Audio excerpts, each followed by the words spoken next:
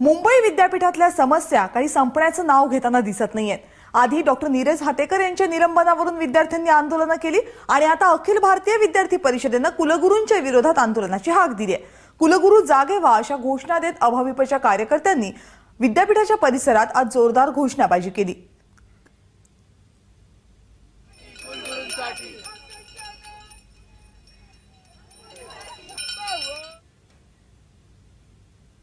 जो विद्यार्थी परिषदेचा घंटानाद हा इथे आलेला आहे, कुलगुरूंना जागा करण्यासाठी म्हणून हा घंटानाद आहे।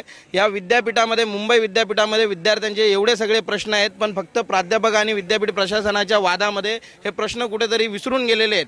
म्हणजे रिव्हॅल्युएशनचा रिझल्ट हा 45 दिवसामध्ये लागला पाहिजे, तो कुठेही 45 दिवसामध्ये लागत नाही। विद्यार्थी कुठेतरी दुसऱ्या वेळी फॉर्म भरतो, परीक्षेला बसतो आणि मग रिझल्ट लागतो आणि मग विद्यार्थ्याचं वर्ष फुकट गेलेलं असतं, विद्यार्थ्याचं नुकसान होतं। कुठेच विद्यार्थ्यांच्या प्रश्नांवर कुलगुरू चर्चा करत नाही। या पूर्वी विद्यार्थी परिषद त्यांना भेटलेली आहे, त्यामुळे हे फक्त आज झाकी आहे। ही आता आंदोलन इथे